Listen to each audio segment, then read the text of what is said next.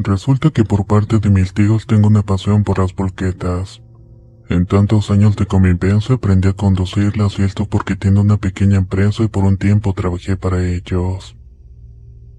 En cierta ocasión nos pidieron tierra para elevar un piso que frecuentemente se llenaba al llover.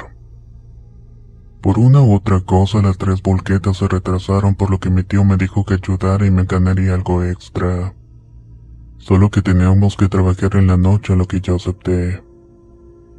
En ese tiempo yo trabajaba de 8 de la mañana a 5 de la tarde, pero ese día se dieron las 12 de la noche y todavía tenía que sacar bastante tierra del monte. Cabe mencionar que por ahí no vivía nadie en kilómetros y para salir a la carretera tenía que manejar casi una hora completa. Ya dejando la sexta carga iba de bajada por un cerro y me detuve en un riachuelo para mojarme la cara ya que me estaba durmiendo. Volví a subir y seguí manejando y justamente en una curva había una viejita haciéndome señas para que me parara. Se me hizo raro ya que en tantos viajes no había visto a nadie, pero mi tío siempre me dijo que si podía ayudar que lo hiciera. Para ella esperé a que subiera, pero la doña nunca se acercó. Pensé que era por la edad que batallaba para caminar, así que me bajé para ayudarle. Pero vaya sorpresa me di cuando volteé y no había nadie. Busqué para atrás, pero ni rastro de ella. Me asusté un poco porque solamente las luces del camión estaban iluminándome y subí a manejar otra vez. Prendí las luces altas y no apareció ninguna de las otras volquetas. Volteé a ver si alguien entraba al monte y sin mentirles, me brotaron lágrimas al ver a una anciana que se acercaba y se transformó en un niño jugando con una flecha. Eso me horrorizó por completo y para empeorar las cosas el clima se puso más frío de lo normal. Encendí la radio, conecté mi música y encendí las luces interiores y prendí un cigarrillo temblando. Nuevamente agarré el valor para conducir por la carretera. Me apuré a dejar la carga, pero al volver al terreno de trabajo rompí en llanto con muchas ganas de gritar, ya que cuando estuve casi por la mitad del monte la anciana estaba a medio de la carretera con el niño. Les toqué la bocina llorando, pero no se movía ni ella tenía al niño agarrado de la mano y yo pitando. Pero no reaccionaban y estaban de espaldas con una chompita de lana. Jamás había sentido tanto miedo en toda mi vida. Mis manos temblaban, pero justamente ahí la otra volqueta iba de bajada trayendo otra carga. Ahí sí se movió la viejita, volteó hacia el camión y corrió arrastrando al niño. Al toparme de frente con la otra volqueta me tocó la bocina, pero yo no reaccionaba. El otro chofer bajó y vino a ver por qué no estaba haciendo nada. Me vio llorando y pensó que eran por razones amorosas e incluso se reía un poco. Pero yo estaba paralizado por el horror vivido, tanto que mi tío tuvo que venir a llevarse a la unidad. Les comenté a todos los compañeros lo que había pasado, pero solamente recibí burlas. Aunque por suerte fui olvidando todo eso y volví a manejar, pero ya nunca de noche.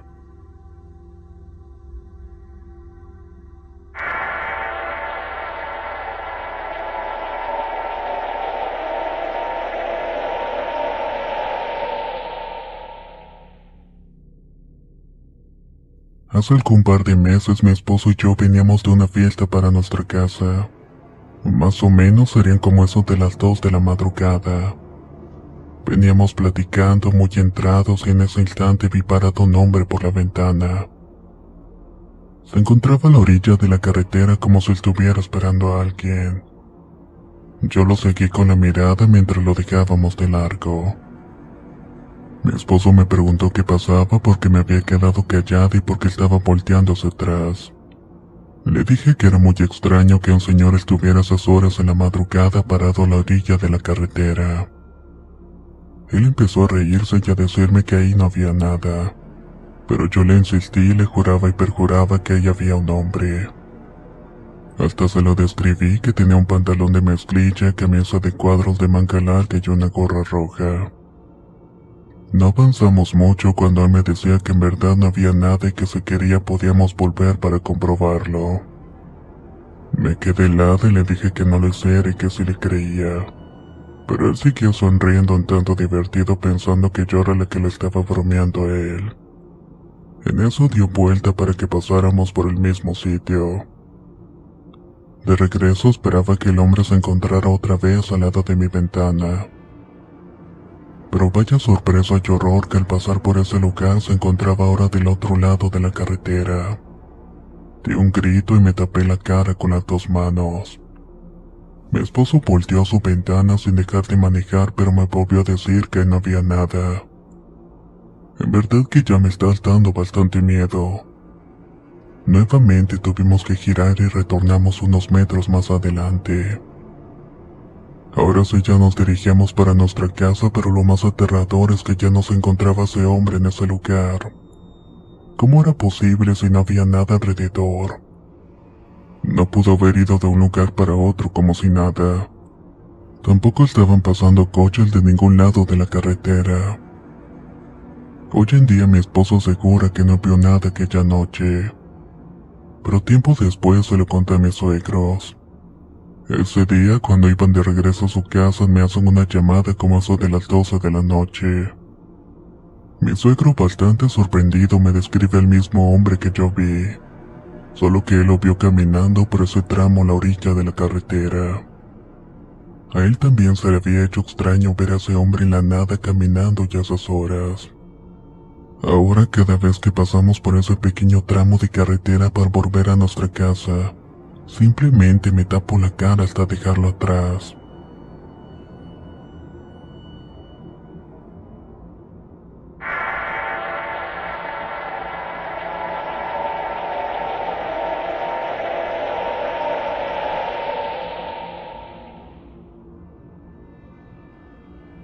Soy de Guatemala y quiero contar un suceso que me ocurrió hace 8 años aproximadamente. A lo largo de mi vida me he dedicado a administrar negocios. En ese tiempo justamente me dieron a administrar un casino que se encuentra en Mazatenango, un lugar ubicado más o menos a unas 2 horas de la capital de Guatemala. En los casinos se trabaja de 9 de la mañana a 3 de la mañana del día siguiente. Esa vez me tocaba descanso, así que cerrando mi turno decidí manejar hacia mi casa, ya que en Mazatenango solamente alquilaba un cuarto y quería ir con mi familia. Todo iba tranquilo en la carretera hasta que le di alcance a un camión y este no era muy grande.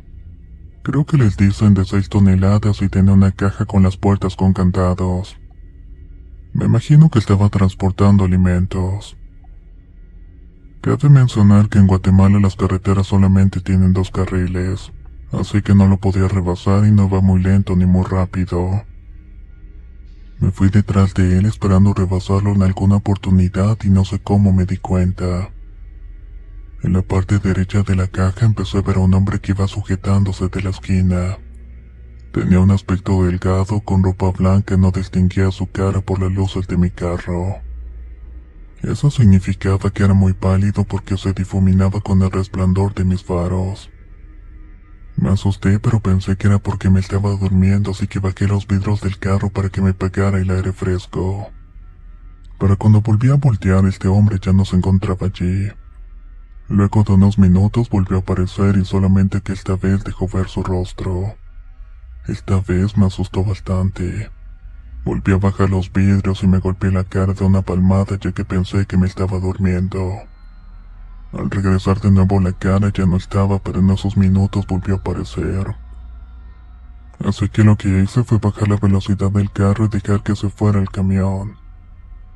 Como no lo podía rebasar, simplemente dejé de verlo. Hasta el día de hoy sigo creyendo que lo que vi no fue un sueño. Siento que fue algo más, pero realmente no sé qué fue.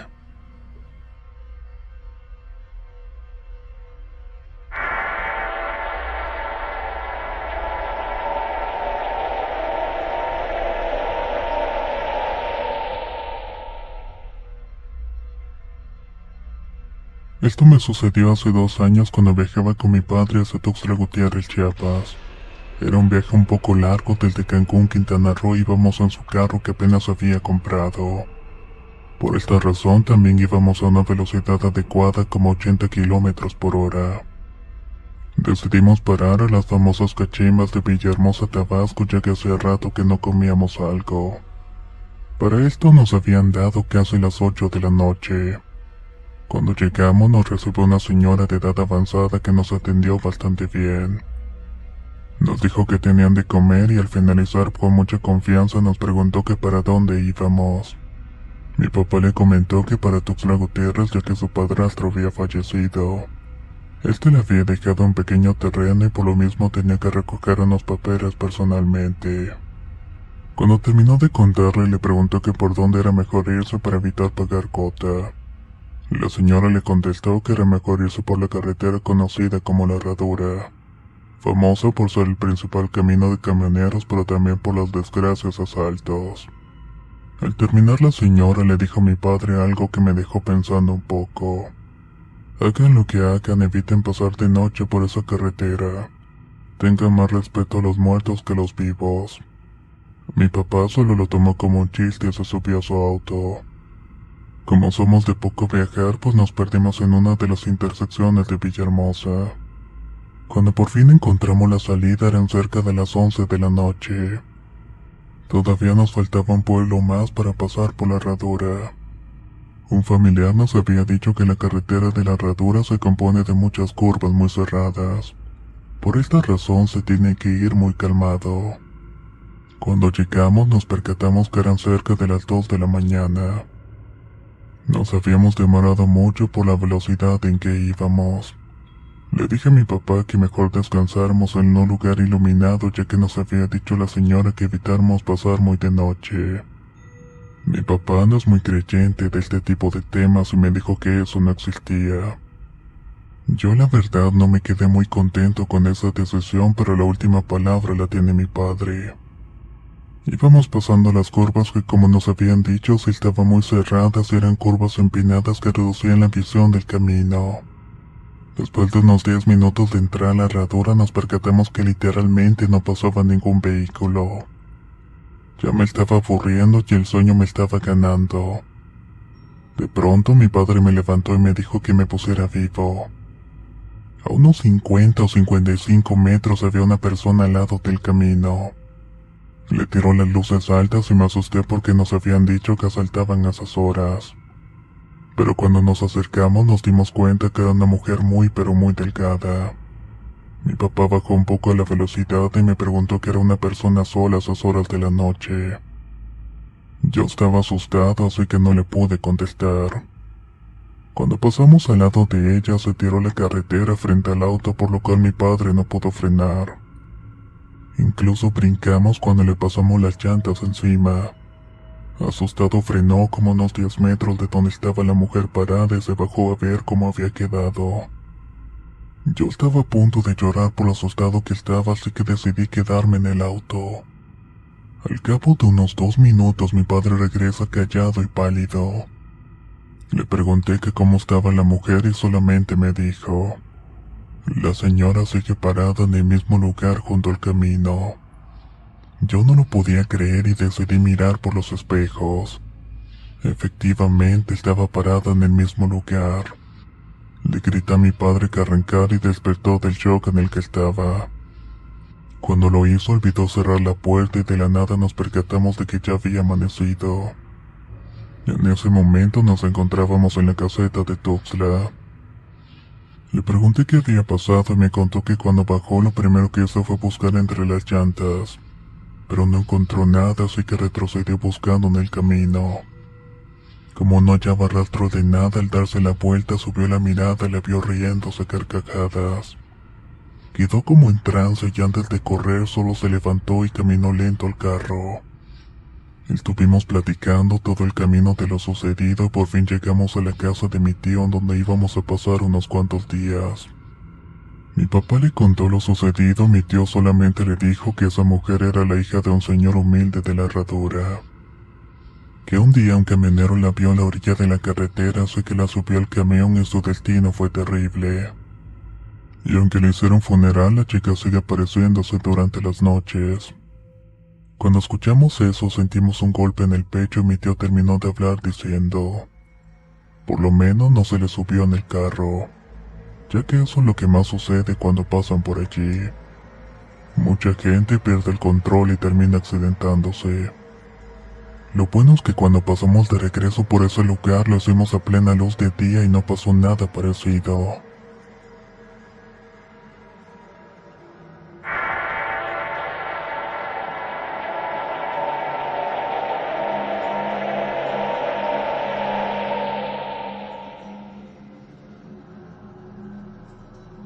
Esto que voy a contar le sucedió a mi padre.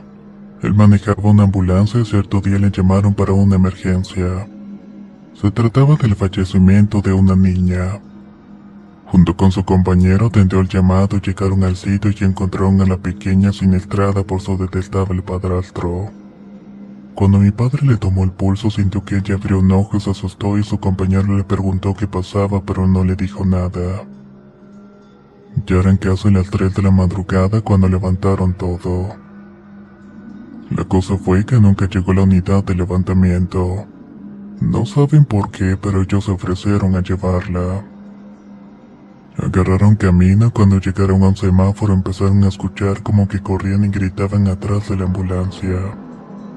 Él y su compañero se miraron y prendieron la radio, pero a los 3 segundos apagó. En eso escucharon que la niña se estaba carcajeando muy fuerte. El compañero se ofreció a mirar atrás, así que se bajó y de pronto se escuchó un grito. Mi papá se asomó y vio a su compañero con una cara de terror. Se bajó rápidamente también y sin mirar cerró las compuertas de la ambulancia. Ayudó a su compañero y llegaron juntos al hospital. Pero cuando abrieron la ambulancia encontraron todo tirado alrededor de aquella pequeña. Se miraron pero nadie dijo una sola palabra. El compañero de mi padre días después de esto renunció, pero antes de hacerlo le contó lo siguiente. Dijo que cuando subió había visto a la niña sonriente acostarse y tapándose con la sábana. Esa escena lo había perturbado bastante al respecto y ya no quería saber nada sobre ambulancias.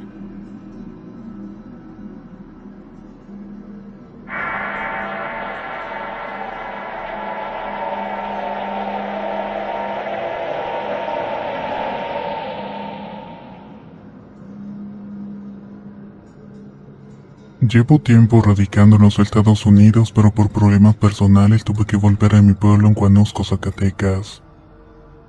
Ya que un día salí rumbo a Jalpa, pueblo vecino, y eran cerca de las 11:30 de la noche. Le dije a mi madre que iba a volver rápido, salí en mi camioneta y agarré camino. Llegando a un puente que le llaman el puente del Arroyo del Muerto, vi en la orilla del camino una pequeña. Lo más extraño es que era la hija de uno de los amigos de mi madre. Bajé la velocidad, me paré y le dije: Jimena, ¿qué es lo que estás haciendo aquí de noche? Estoy esperando a mi papá. Me dijo que la esperara aquí. Yo con tal de no dejarla sola en ese lugar le dije que iba para Jalpa y que la iba a llevar a su casa. Pero ella me respondió con las mismas palabras. Insistí un par de veces más, pero fue inútil hasta que me despedí y le dije que se cuidara. Seguí mi camino a Jalpa, llegué y arreglé los pendientes y tomé el camino de vuelta. Llegando al puente del Arroyo del Muerto me percaté que asombrosamente la niña estaba en el mismo sitio. Me estacioné, bajé de la camioneta, me acerqué a ella y le dije: Jimena, ¿a poco todavía sigues aquí? Vámonos, te llevo a tu casa. Parece que tu papá ya no vino por ti. Pero ella me volvió a contestar con las mismas palabras exactas. Estoy esperando a mi papá. Me dijo que lo esperara aquí. No, Jimena, ¿cómo te vas a quedar aquí sola? En lo que la tomé del brazo sentí algo muy extraño. Estaba helada como el hielo y claro que pensé que era por el frío que hacía, pero ella se negaba y me arrebató el brazo. No pude lograr que se subiera a la camioneta. Al final le dije que me iba y que Dios la cuidara. Llegué a mi casa, mi madre me estaba esperando y le dije que había visto a Jimena parada a la orilla de la carretera junto al arroyo. Al escucharme me contestó con una mirada triste y desorientada. Hijo, La Jimena hace un año murió en ese lugar en un fatal accidente cuando regresaba de comprar un vestido de 15 años. Estaban rebasando otra camioneta cuando chocaron y su madre también se fue con ella. Su padre sobrevivió, pero lamentablemente ellas perecieron al instante.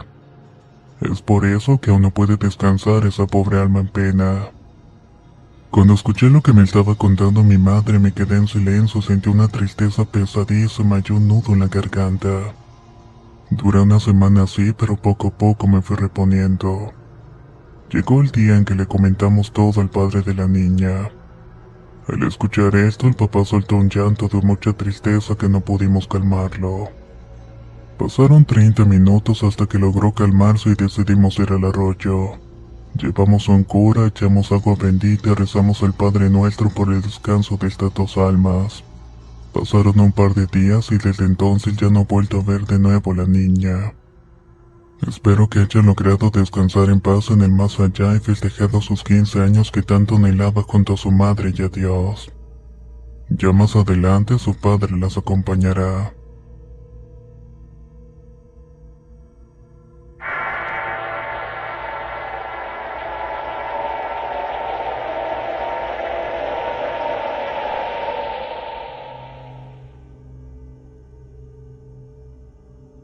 Soy del estado de Puebla, pero trabajo de camionero en la ciudad de Medford, Oregón. Me gustaría contar una experiencia que me sucedió hace algún tiempo. Trabajo para una compañía de transportes que se dedica a transportar electrodomésticos, así como otras cosas para tiendas grandes. Ese día me había tocado ir a recoger una carga a Cosby y me quedaba unas 3 horas aproximadamente. El destino era Carson City, Nevada. Aproximadamente serían unas 8 horas. Normalmente hago mis viajes de noche porque es más tranquilo y nadie más quería cubrir esas rutas. El día estaba lluvioso y transitaría a través del bosque, por lo que seguro se formaría una densa neblina. Salí rumbo a mi destino como a eso de las 6 de la tarde. Pasé a comprar unas cosas para comer y calcularé que estaría llegando como a eso de las 3 de la mañana. De esta manera podía dormir un rato mientras descargaban. Como eso de las 12:20 de la noche puse los videos del canal y la carretera estaba muy solitaria. La oscuridad era densa con un poco de neblina. Las luces de mi camión no alcanzaban a alumbrar más allá de unos cuantos metros. No quería usar las altas porque era una molestia para mí ponerlas y quitarlas siempre que venía otro auto.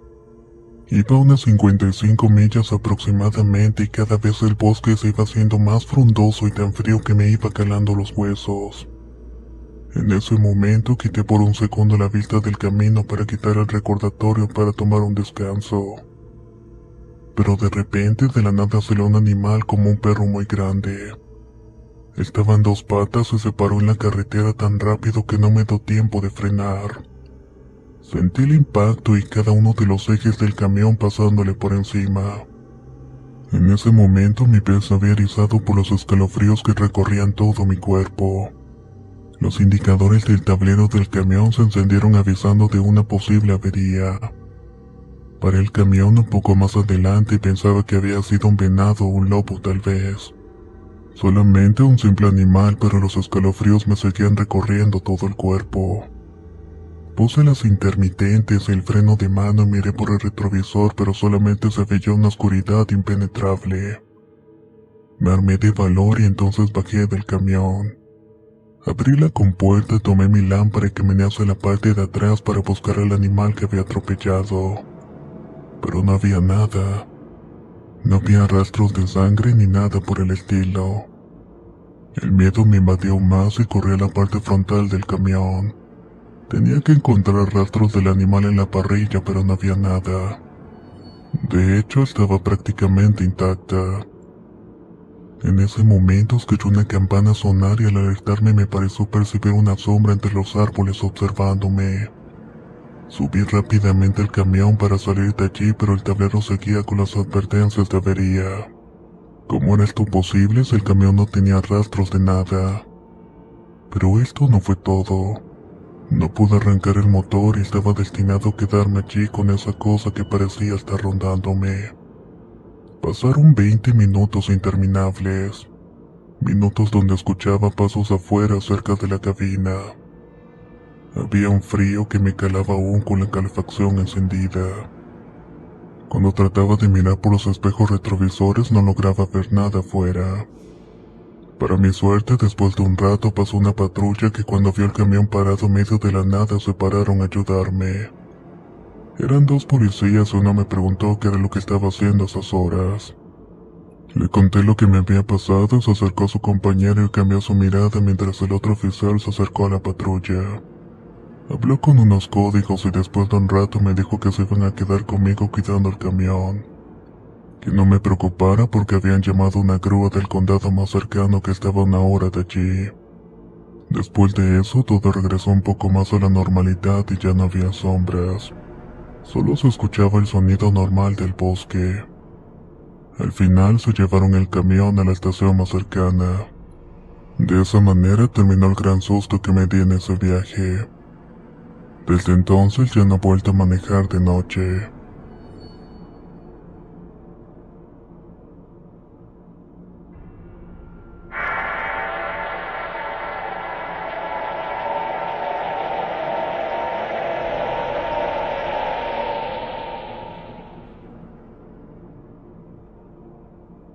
Soy estudiante de medicina originario de Masaya, Nicaragua. Actualmente estoy en mi 4º año de mi carrera, pero un 17 de abril del año 2017 me dirigí a la universidad a las 3 de la madrugada. La universidad me quedaba a 50 kilómetros y viajaba en mi carro y tenía que pasar por 2 ciudades para poder llegar. Iba sobre la carretera de la capital de Managua y estaba desolada. Mientras conducía escuchaba música, pero de repente a lo lejos miré una luz blanca sobre el camino. Seguí conduciendo y al llegar a la curva de la carretera se me apareció una mujer a la orilla del asfalto que me pedía un aventón. Bajé la velocidad y volteé a ver por los retrovisores del carro, pero ya no había nadie. Por instinto continué conduciendo y a 2 kilómetros se me volvió a aparecer una mujer vestida de blanco. Entré en pánico y esta vez la mujer se mostró un poco más agresiva. Se me puso en medio de la carretera, así que frené y la mujer quiso atacarme. Me eché como 5 metros en retroceso y estaba aterrorizado. Más que nada porque la mujer nunca me daba la cara. Se encontraba flotando en el aire y tenía el cabello largo que le cubría todo el rostro. Entre miedo decidí arrancar hasta adelante sin importarme nada y aceleré sobre ella. Literalmente sentí 2 pequeños saltos al pasarle las llantas por encima, pero cuando me detuve a ver ya no había nada. Incrédulo ante todo, decidí poner música de alabanza a Dios para que me protegiera, ya que la universidad todavía me quedaba unos 20 kilómetros de distancia. Después de que saliera de clase, llegué a casa y les conté a mis padres lo que había sucedido, pero solamente me tildaron de loco. Me dijeron que me lo había imaginado todo y que eso me pasaba por quedarme altas horas de la noche estudiando. En fin, pero les juro que es algo que pasó y es totalmente cierto.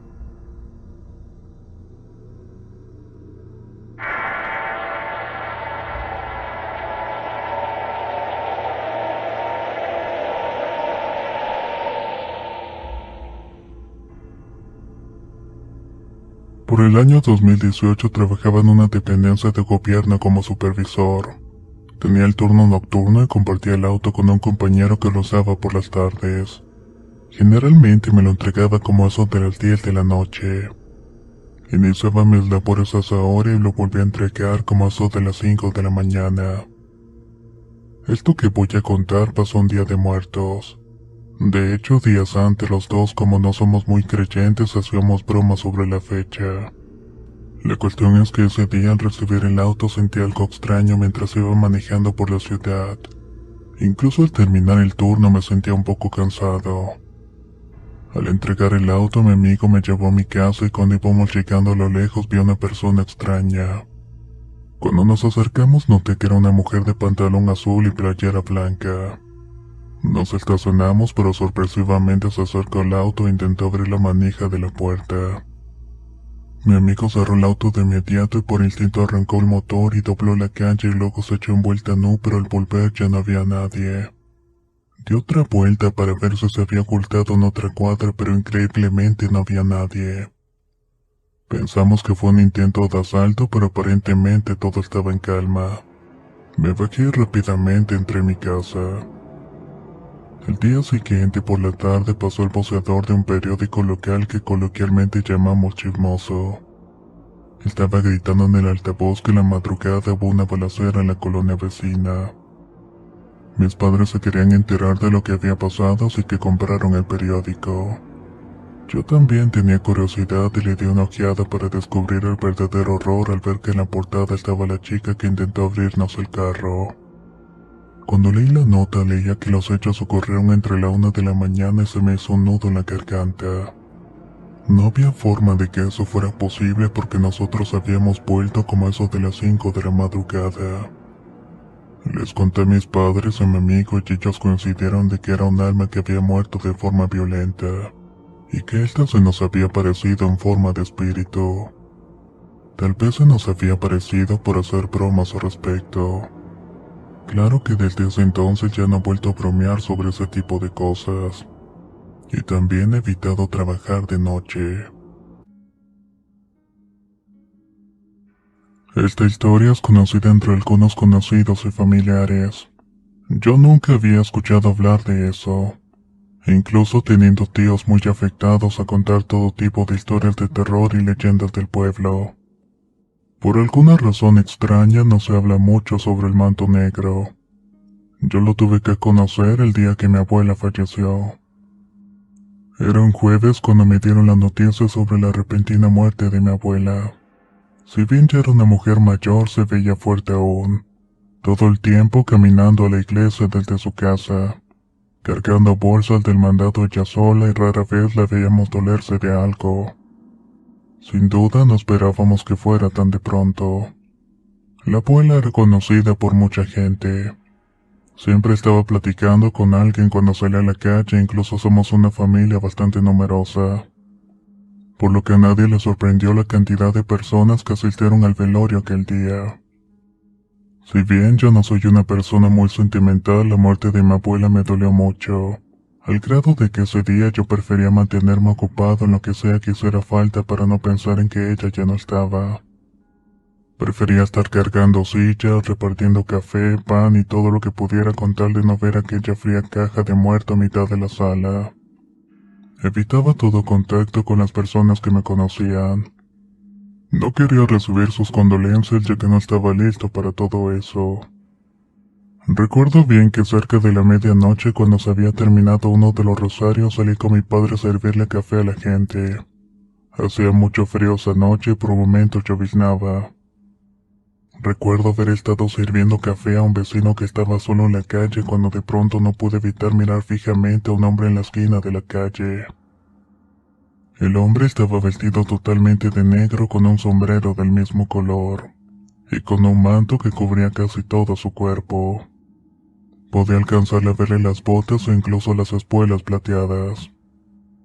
Aquel hombre nos acercaba, pero era obvio que estaba ahí por la muerte de mi abuela.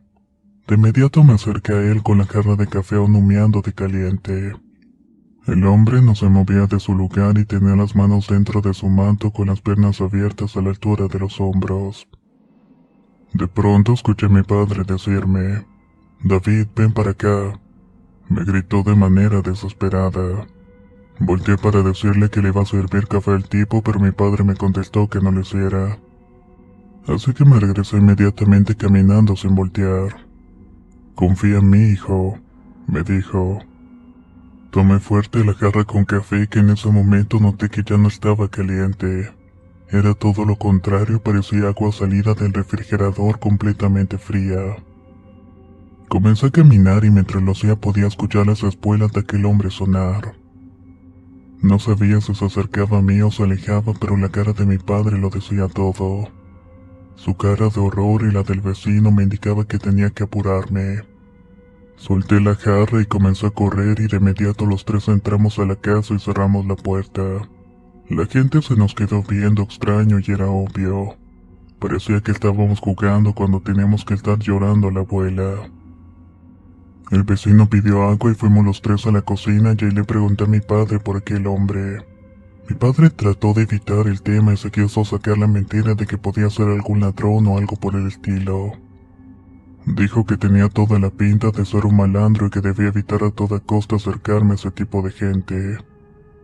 El vecino solo lo veía mientras bebía el agua. Vecino, lo acompaño para su casa, le dijo mi papá, a lo que el vecino aceptó. Se notaba que aún tenía el miedo suficiente como para no quererse irse solo a esa hora de la noche. Caminamos hacia la casa del vecino y justamente cuando llegamos a la puerta el hombre le dijo muy seriamente a mi padre: no es bueno que le oculten cosas a sus hijos. Si bien no son cosas gratas, son cosas reales y tienen que estar preparados para todos. La negación te consta que no es la mejor opción. Yo me quedé un poco desconcertado y miré de rojo a mi padre y él solo contestó: ya habrá tiempo para eso. Gracias de todos modos.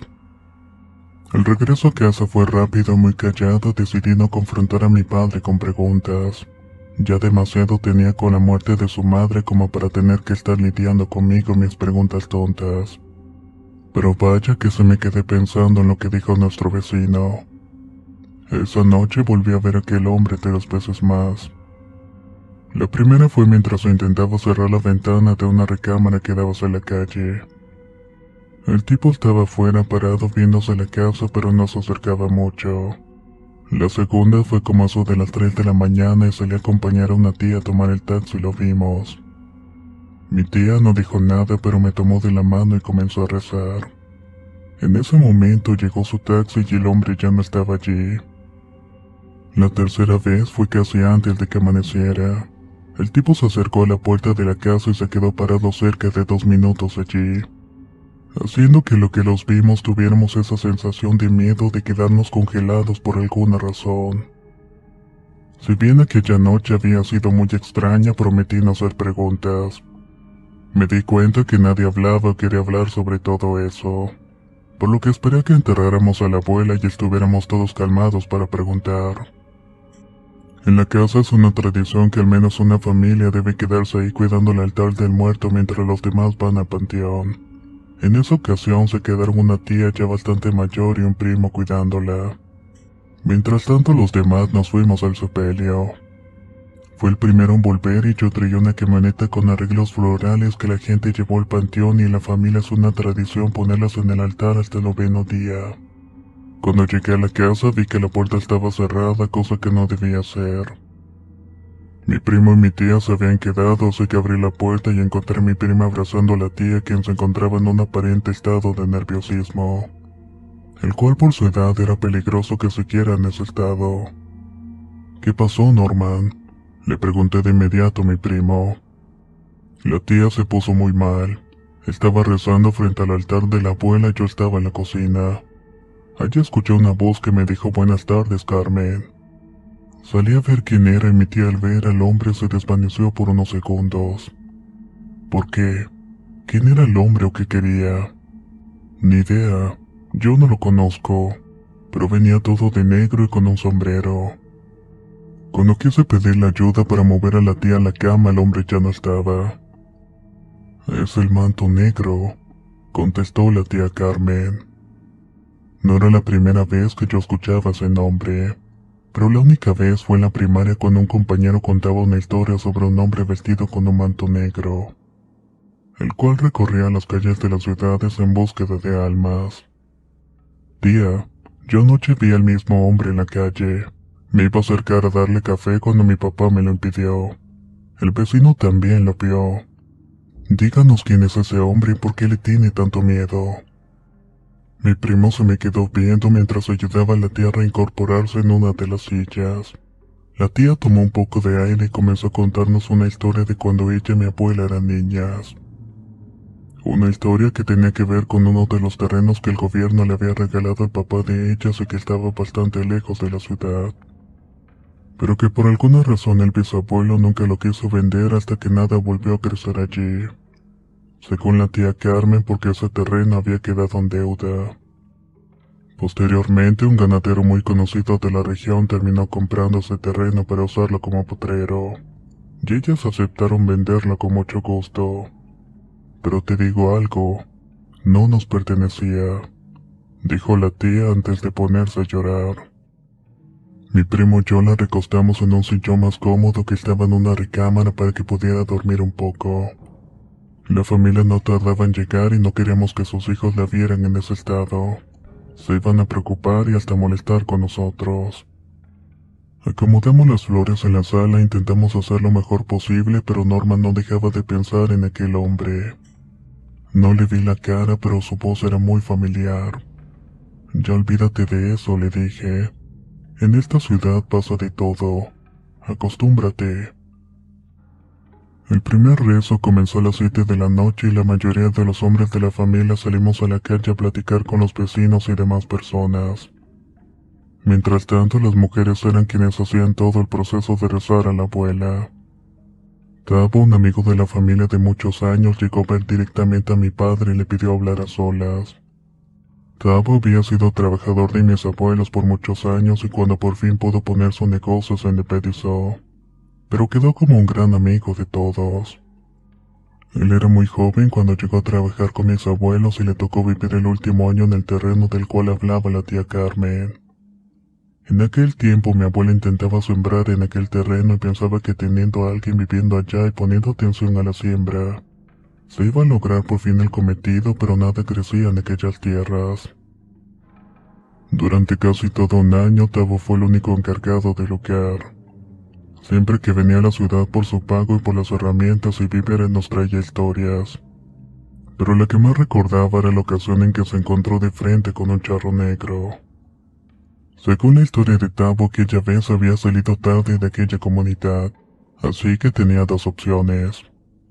Recorrer el camino de siempre, el más seguro, pues era por toda la carretera y tardar casi 3 horas. O bien tomar el camino que cruza 2 ranchos de conocidos suyos, el famoso río que se esconde. En este caso únicamente tardaría 1 hora y media. Tavo sabía que de tomar el camino largo saldría de noche y tendría que dormir en la ciudad. Y de tomar el camino corto podrá regresar al menos hasta el rancho de un amigo suyo. Allí siempre había licor de caña y tortillas. Decidió tomar el camino corto sabiendo que se contaba que últimamente había ocurrido algunos robos en ese trayecto. Tavo siempre iba acompañado de su perro Titán, un perro cruza de cazador con callejero. Ese perro era sumamente agresivo y entrenado desde cachorro para atacar a lo que fuera. Era un perro flaco pero bastante fuerte, de tamaño grande y con manchas cafés en la parte de la cara, lleno de cicatrices provocadas por los enfrentamientos que tenía con los mapaches y tejones de la zona. Incluso Tavo solía contar que en una ocasión se enfrentó a un coyote por defender a una de las gallinas que criaban aquel terreno. Por otro lado estaba su inseparable caballo, el animal más dócil que podías conocer. Siempre bien alimentado, pues era el encargado de llevar y traer a Tavo donde fuera. Un caballo que en varias ocasiones salvó a su amo de ser atacado por víboras y uno que otro borracho que no le gustaba perder en las barajas. Aquella ocasión, Tavo recuerda que estaba muy cerca de llegar al río y que empezó a sentir que no viajaba solo. A lo lejos se escuchaba los cascos de otro caballo golpeando las piedras, pero por más que volteaba no lograba ver a nadie.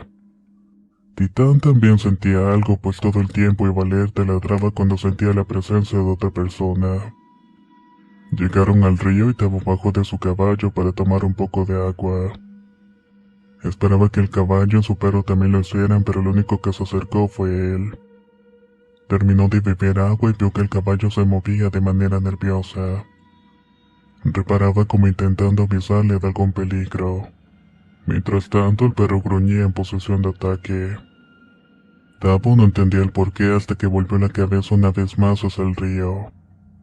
Ahí se dio cuenta que del otro lado había un hombre vestido totalmente de negro con sombrero.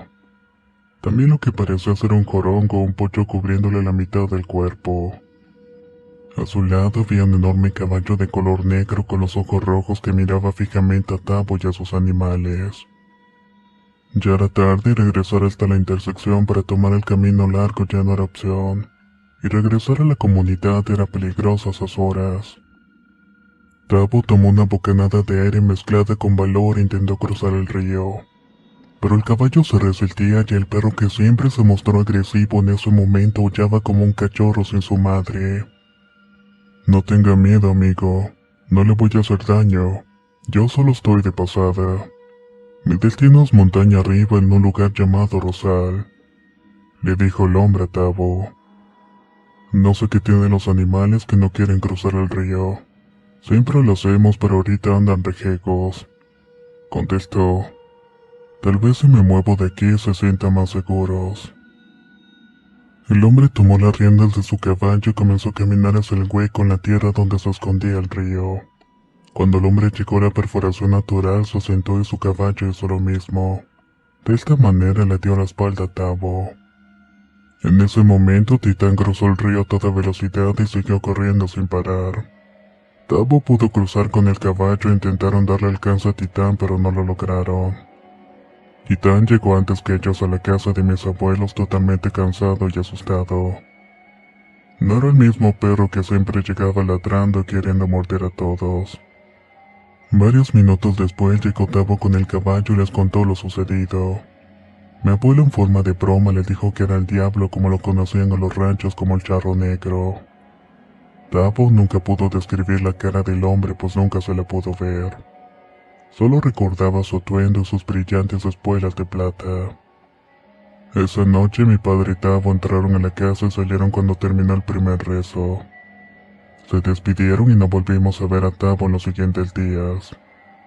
Mi padre, por su parte, me pidió que en los próximos días invitáramos a toda la gente a pasar a la casa o al menos al corredor, y que evitáramos lo más posible estar en la calle. ¿Quién es el manto negro?, le pregunté a mi padre, interrumpiéndolo. ¿El qué? El manto negro. Es el hombre que vimos anoche, ¿verdad? No sé de quién hablas. ¿Quién te dijo eso? Hoy, mientras estábamos en el panteón, el hombre llegó a la casa y habló con la tía Carmen. Ella se puso muy mal al verlo. De hecho, Norman también lo vio. La cara de mi padre fue de desencajo y comenzó a voltear para todos lados y me pidió que entráramos a la casa para el segundo rezo. Le dije que necesitaba saber qué era lo que estaba pasando, pues por lo visto no éramos los únicos que habíamos visto a ese hombre. Cuando todos se vayan platicamos, contestó mi padre. Aquella noche mi padre pidió a sus hermanos y primos que se quedaran un tiempo más. Nos sentamos todos en las sillas de la sala frente al altar de la abuela y nos pidió especialmente a los sobrinos que pusiéramos mucha atención. La tía Carmen también nos acompañó en la reunión. Para algunos de los que estamos aquí el tema había quedado enterrado, pero al parecer con la muerte de mi madre la deuda revivió. Anoche, mientras salíamos a entregar café, David vio al manto negro. Un vecino y yo también lo vimos y por eso entramos corriendo a la casa. Tavo Hernández vino a decirme hace rato que su mujer estaba enferma y que en la recámara donde duerme lo vio. Estaba sentado en un sillón con un papel en la mano.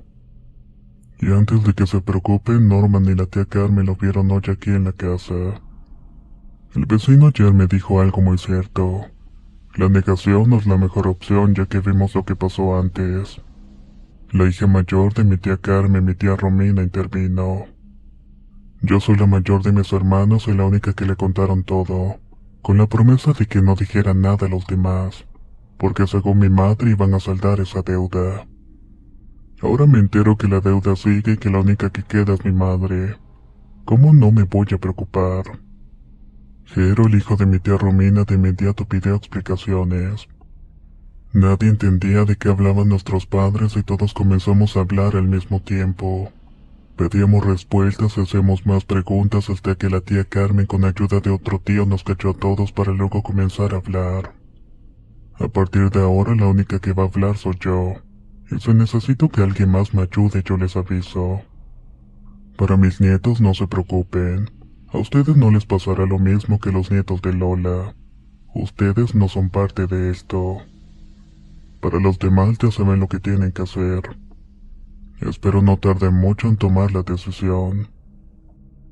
Todo tiene que ver con un terreno que era de mis padres. un terreno que el gobierno había expropiado y lotizado en la comunidad de San Telmo. Se supone que esos terrenos no eran de nadie y por eso el gobierno los expropiaba y se los daba como apoyo a la gente para que sembrara y comenzara a habitar esas zonas serranas. Pero ocurre que si bien nadie tenía un título de propiedad de esas tierras, sí tenía un dueño. En toda la zona existe una muy vieja leyenda de un hombre que recorría los pueblos vendiendo cosas. No cobraba con dinero, sino que intercambiaba con cosas e incluso te podía dejar todo lo que traía a cambio de nada. Solo con la promesa de que cuando él necesitara algo de ti lo ayudaras. Con el tiempo esa leyenda se fue haciendo más y más oscura. Los pueblos se convirtieron en ciudades y la gente empezó a olvidarse de ella.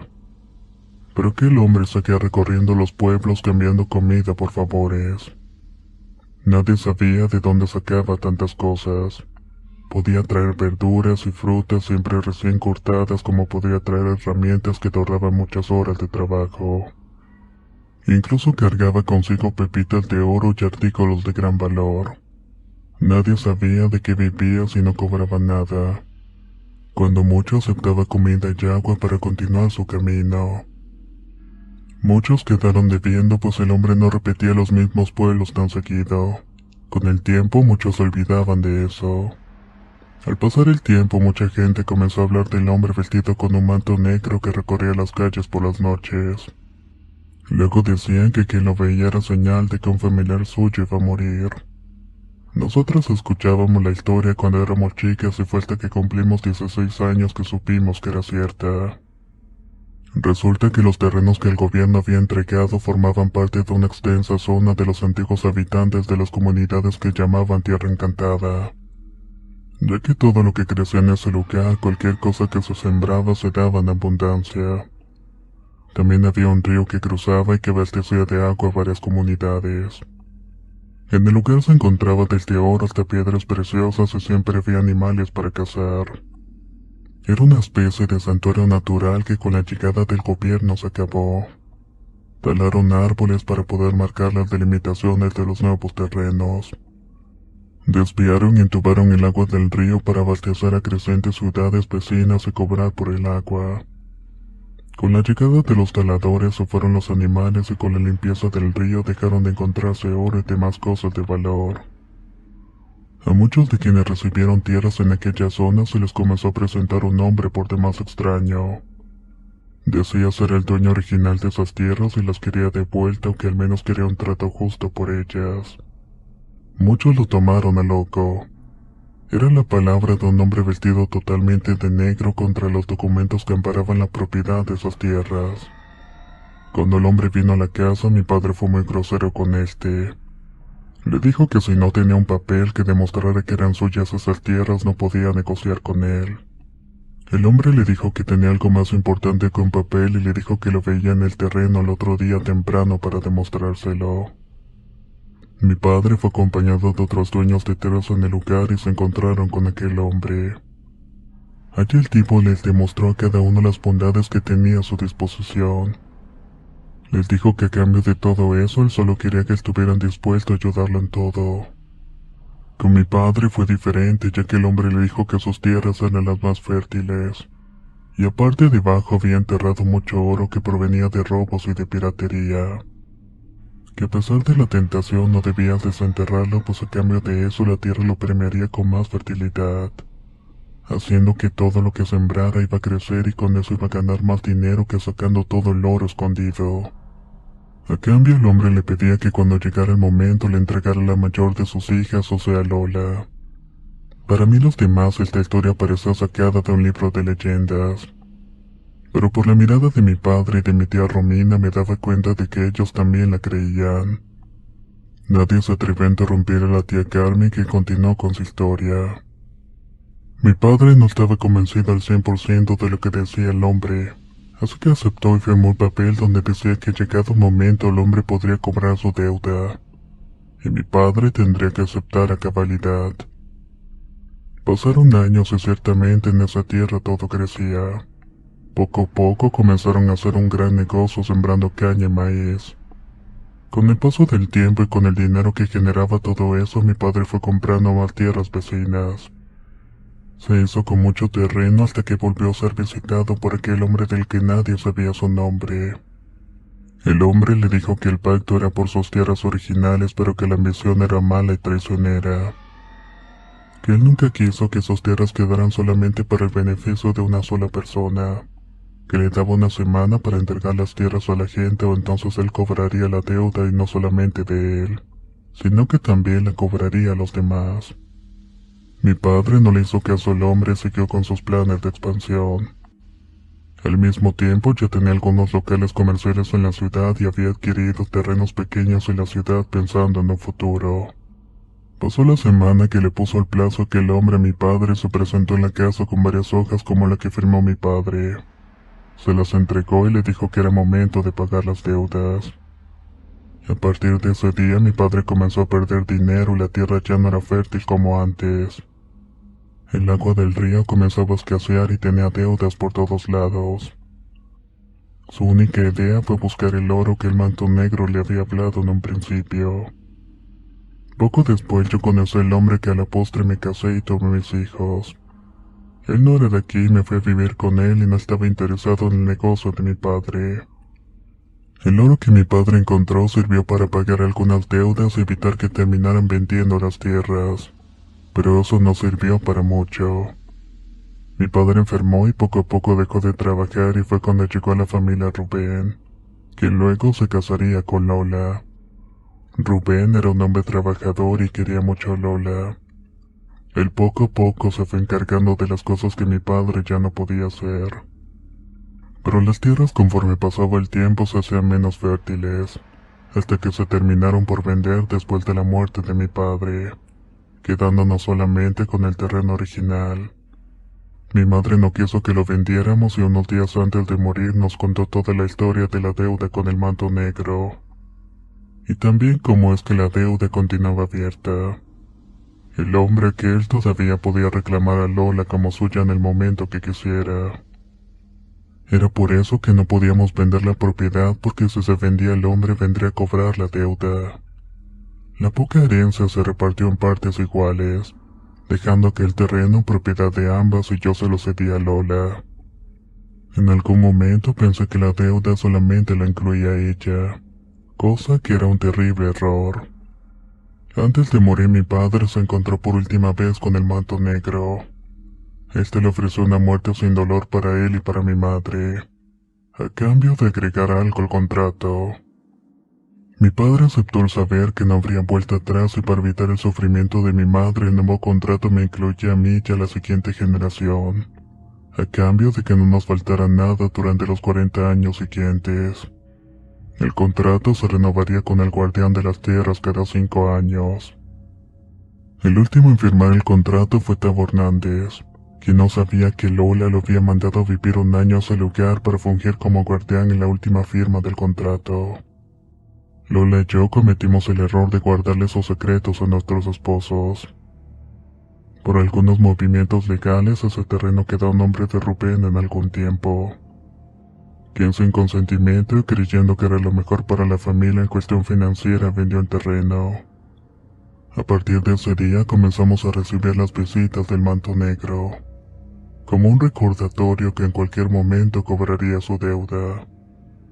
Como ya lo habían hecho con más personas de la ciudad y de los pueblos vecinos quienes decían que ver al hombre siempre decía que reclamaba el alma de un familiar. Cuando nos enteramos que Rubén había vendido las tierras intentamos recuperarlas, pero el nuevo dueño no quiso devolverlas ni siquiera por más dinero del que habíamos pagado. El manto negro eligió a Romina para cobrar la deuda, pero Lola le ofreció irse con él como deuda original. De esta manera cerraría el trato con alguien más sin necesidad de tocar a mi hija o a alguien de sus hijos. Esa última vez entregamos el contrato con la firma de los tres, la de Lola, la mía y la de Tavo. Hoy antes de que Norman saliera de la cocina, el manto me dijo que antes del amanecer la deuda quedaría completamente saldada. Yo sabía lo que significaba y por eso me desmayé. Quiero que me perdonen, en especial tú, le dijo mi padre, porque entre tu madre y yo metimos a Tavo en todo esto. El manto eligió a su mujer para no llevarse a tu prima Romina. La última declaración de la tía Carmen retumbó la cabeza de todos los que de alguna manera tenían una buena relación con Tavo y con su mujer. Mi padre recordó que Tavo vio el manto negro en la recámara de su mujer donde dormía enferma, y que además sostenía una hoja de papel que sería la señal de que iba a cobrar el contrato. Mi padre y la tía Romina eran los únicos que sabían una verdad a medio contar. Ahora todos sabíamos la verdad completa y de alguna manera todos nos sentíamos cómplices de lo que iba a suceder a la familia de Tavo. Esa noche no pude dormir pensando en lo que había escuchado. Intentaba cerrar los ojos y miraba al hombre parado frente a mí. El día siguiente nos avisaron del fallecimiento de Eugenia, la mujer de Tavo. Solo mi padre y mi tía asistieron a la velada. Nadie más de la familia tuvo el valor para pararse allí. 2 meses después ocurrió otra tragedia. Habían encontrado el cuerpo de Tavo, quien llevaba una semana desaparecido. Lo hicieron en una de las cuevas por las que pasa el río que baja la montaña, justo cerca donde se encontró por primera vez el manto negro. Sus hijos cuentan que desde la muerte de su esposa se obsesionó con encontrarlo, que seguido subía hacia el río en búsqueda de aquel hombre, pero que nunca lo logró encontrar y solo encontró su muerte. A partir de que conocí esa historia empecé a hablar con más gente de la ciudad y me di cuenta que muchos la conocen. Muchas familias iniciaron sus negocios teniendo relación con un hombre extraño que vestía de negro y que con el tiempo olvidaron. Pero que no contaban con que él nunca olvidaría las deudas que tenía que cobrar. Por eso no muchos hablan de eso. Cuando la lluvia cae y el sol comienza a ponerse, nadie se asoma a la ventana, pues tienen miedo de ver por las calles al manto negro en búsqueda de almas que cobrar.